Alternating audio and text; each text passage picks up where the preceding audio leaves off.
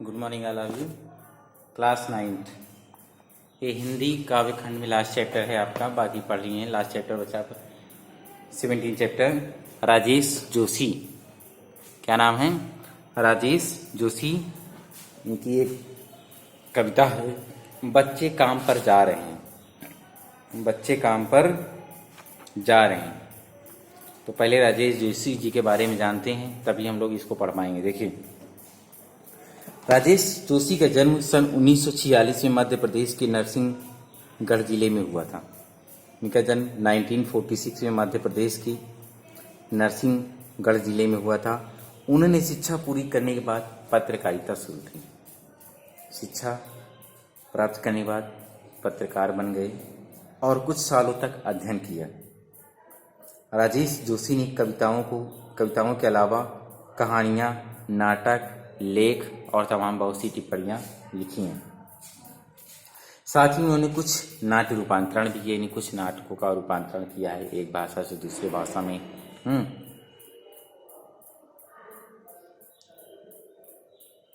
कुछ लघु फिल्मों के लिए पटकथा लेखन का कार्य भी किया। उन्होंने भर्तृहरि की कविताओं की अनुरचना, भूमिका कल्पतरु यह भी एवं मायाकोव्स्की की कविता का अनुवाद पतलून पहिना बादल नाम से किया है। कई भारतीय भाषाओं के साथ साथ अंग्रेजी, रूसी और जर्मन में भी राजेश जी की कविताओं का अनुवाद प्रकाशित हुआ है।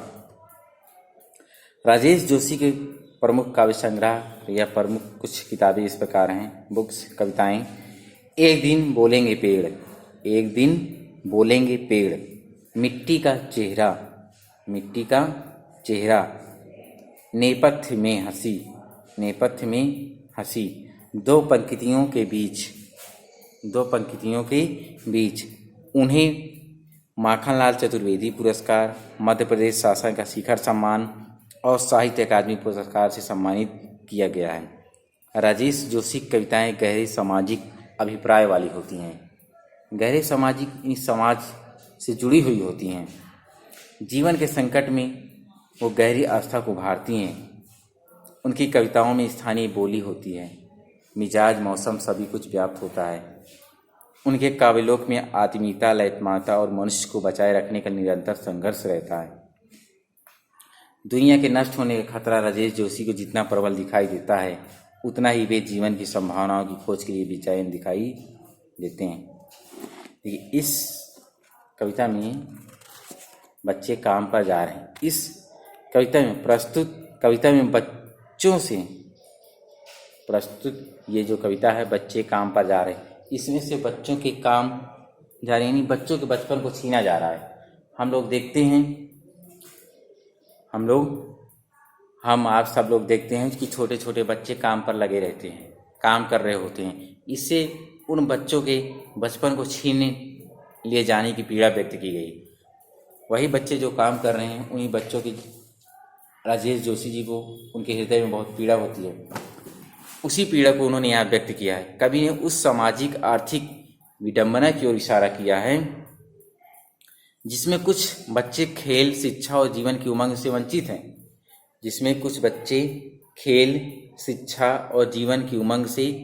वंचित हैं। ऐसे ही वो अपनी पीड़ा देखिए कैसे व्यक्त कर रहे हैं। देखिए, कोहरे से ढकी सड़क पर बच्चे काम पर जा रहे हैं। देखिए, बहुत अच्छी कविता है। कोहरे से ढकी सड़क पर बच्चे काम पर जा रहे हैं सुबह सुबह। राजेश जोशी जी कह रहे हैं, अपनी पीड़ा व्यक्त करते हुए कहते हैं कि हम देखते हैं कि कोहरे से ढकी हुई, चारों तरफ सर्दी है, कोहरा ढका हुआ है, सर्दी फैली हुई है, और सड़क पर हम देखते हैं कि बच्चे काम करने के लिए जा रहे हैं। प्रातःकाल सुबह एकदम हम देखते हैं बच्चे घर से निकलकर काम पर जा रहे हैं। बच्चे काम पर जा रहे हैं, बच्चे काम करने के लिए जा रहे हैं। हमारे समय की सबसे भयानक पंक्ति है या भयानक है इसे विवरण की तरह लिखा जाना। कहेंगे हमारे समय की यह सबसे भयानक स्थिति है। हमारे समय की यह सबसे भयानक स्थिति है, भयानक बात है कि बच्चे काम पर जा रहे हैं, कि छोटे छोटे बच्चे काम पर जा रहे हैं, जो अपना बचपन खो रहे हैं, रोज डेली प्रतिदिन अपना बचपन खो रहे हैं। उनका बचपन कहाँ खोता जा रहा है। कहें कि भयानक, इसे विवरण की तरह लिखा जाना, कहें इसे लिखित सवाल के रूप में पूछा जाना चाहिए, या ये कहें कि इसको लिखना भी एक बहुत भयानक विवरण की तरह दिखता है कि कैसे लिखें इसको। इसके विवरण को लिखना बहुत भयानक लगता है। लिखा जाना चाहिए इसे सवाल की तरह, इसे लिखा जाना चाहिए सवाल की तरह। इसके विवरण को मत लिखिए बच्चे काम पर जा रहे हैं, इसके सवाल को लिखिए कि बच्चे काम पर क्यों जा रहे हैं, बच्चे काम पर क्यों जा रहे हैं। दिन प्रतिदिन जीवन में हर कोई ना कोई बच्चा काम पर जाते हुए आप देखते होंगे, देख रहे हैं, जा रहा है। इन बच्चों अपने बच्चे अपने गांव शहर सब यहाँ तक कि अपने बचपन सब कुछ खो दे रहे हैं। पता नहीं कब ये बच्चे कहाँ खो गए, किसी को पता नहीं चलता है। वही अरे काम में इनका बचपना कब खो गया, कब ये बड़े हो गए, कुछ पता नहीं चलता। वही करें कि इस भयानक पंक्ति को, इन भयानक लाइनों को कोई विवरण की तरह लिखा जाना नहीं है। करें इसको विवरण की तरह लिखना भी क्या है, भयानक है। इसको एक सवाल की तरह लिखना है, एक सवाल बनाकर इसको लिखा जाना चाहिए। काम पर क्यों जा रहे हैं बच्चे, इसे एक सवाल बनाना चाहिए कि काम पर क्यों जा रहे हैं बच्चे, आखिर काम पर जाने की वजह क्या है, ये काम पर क्यों जा रहे हैं। क्या अंतरिक्ष में गिर गई हैं सारी गेंदें, क्या अंतरिक्ष में गिर गई हैं सारी गेंदें, क्या दीमकों ने खा लिया है। क्या करें, क्या अंतरिक्ष में गिर गई हैं सारी गेंदें जो तारे टिमटिमाते रहते हैं, उन्हीं को कह रहे हैं। कह रहे हैं कि क्या अंतरिक्ष में सारी गेंदें गिर गई, सारी तारे टूटकर बिखर गए हैं, सारे तारे टूटकर बिखर गए, क्या दीमकों ने खा लिया। क्या दीमकों ने खा लिया सारी रंग बिरंगी किताबों को। जिन किताबों में या रंग बिरंगी बचपनों में जो बच्चे खोए रहते थे, क्या उन बच्चों को कोई दीमक खा लिया है। क्या उन बच्चों के जीवन को, इन बचपना को कोई दीमक खा लिया है। उन रंग बिरंगी किताबों में, उन रंग बिरंगे चिन्हों में, प्रकृति में, जिसमें वो खेलते कूदते हंसते पढ़ते लिखते खोते, क्या उसको कोई दीमक खा गया है। बहुत दुखित हैं ये, बहुत बच्चों को ऐसे काम पर जाते देखकर। क्या काले पहाड़ के नीचे दब गए हैं सारे खिलौने, क्या काले पहाड़, क्या इस अंधकार में, इस काले पहाड़, इस अंधकार रूपी संसार में क्या बच्चों के सारे खिलौने दब गए हैं। क्या बच्चों के सारे खिलौने दब गए हैं, अर्थात ये कहेंगे बच्चों के खिलौने खो गए हैं। यानी बच्चों खेलने कूदने की उम्र है और बच्चे काम पर जा रहे हैं। क्या उनके सारे खिलौने किसी पहाड़ के नीचे दब गए हैं, खो गए हैं। क्या किसी भूकंप में ढह गई हैं सारे मदरसों की इमारतें। क्या किसी भूकंप आया, क्या कोई भूकंप आया है और सारी मदरसे, स्कूल कॉलेजों जो भी है, स्कूल कॉलेज जो भी हैं, मदरसे हैं, क्या उनकी दीवारें गिर गई हैं जो इन बच्चों को काम पर भेज रहे हो। इन बच्चों को स्कूल की बजाय काम पर भेज रहे हो। क्या भूकंप से मदरसों की इमारतें गिर गई हैं, मदरसे गिर गए, या स्कूल गिर गए हैं। आखिर तुम इन बच्चों को क्यों ऐसा कर रहे हो, क्यों उनको काम पर भेज रहे हो। क्या सारे मैदान, सारे बगीचे, घरों के आंगन खत्म हो गए हैं एकाएक। क्या सारे मैदान, क्या बच्चों के खेलने के लिए जितने मैदान थे, सारे मैदान, बाग बगीचे, घरों के आंगन जहाँ किलकारियाँ गूंजती थी, बच्चे छोटे छोटे उछल कूद धमा चौकड़ी मचाते थे, क्या ये सब अचानक क्या ये सब खत्म हो गया है। क्या ये सब खत्म हो गया है कहीं। तो फिर बचा ही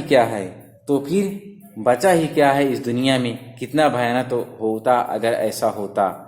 तो फिर अगर ऐसा सब कुछ हो गया है, अगर ये सब कुछ हो गया है, अंतरिक्ष से गिर गई हैं सारी गेंदें, यानी यहाँ जिस गेंद खिलौने से बच्चे खेलते थे वो गेंदें टूट गई हैं, बिखर गई हैं।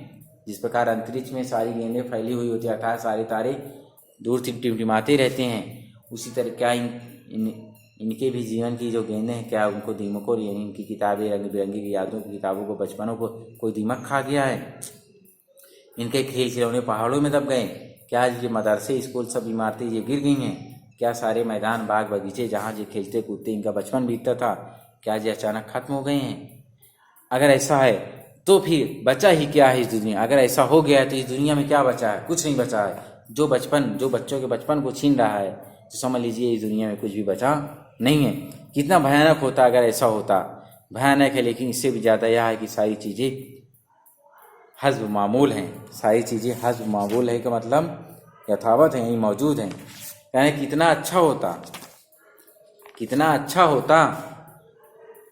कहना है फिर बचा ही क्या है इस दुनिया में? अगर ऐसा हो गया है या सारी चीज़ें नष्ट हो गई हैं, तो इस दुनिया में आखिर बचा क्या है? इस दुनिया में आखिर इस संसार में बचा क्या है? कितना भयानक होता अगर ऐसा होता। कितना वह भयानक दृश्य होता अगर ऐसा हो जाता कि कितना भयानक होता। लेकिन इससे भी ज़्यादा यह है कि सारी चीज़ें हस्ब मामूल हैं। लेकिन इससे भी भयंकर चीज़ें यहाँ है कि यहाँ पर सारी चीज़ें यथावत मौजूद हैं। अर्थात रंग बिरंगी किताबें भी हैं, खेल खिलौने भी हैं, मदरसे स्कूल विद्यालय भी हैं, वही मैदान है, वही बगीचे हैं, वही आंगन हैं, सब कुछ वही हैं। लेकिन फिर ये कैसी भयानकता है, लेकिन ये कैसी दृश्य हैं। लेकिन इससे भी ज़्यादा क्या कहें कि जब सब कुछ मौजूद हैं, मौजूद होने के बाद भी इन बच्चों को शिक्षा नहीं दी जा रही है, उनका बचपना उनसे छीना जा रहा है। अगर सारी वस्तुएं होने के बावजूद ऐसा किया जा रहा है, तो इससे भयानक इस संसार में और क्या हो सकता है? इससे भयानक इस संसार में और क्या हो सकता है? पर दुनिया की हजारों सड़कों से गुजरते हुए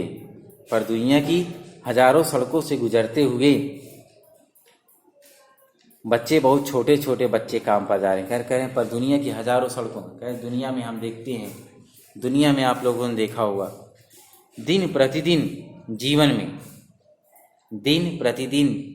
जीवन में डेली आप कहीं ना कहीं देखते होंगे, हर कोई बच्चा काम पर कहीं ना कहीं जाते हुए हमको दिखाई दे रहा है। बहुत छोटे छोटे बच्चे काम पर जा रहे हैं, काम कर रहे हैं, उनका बचपना छीना जा रहा है।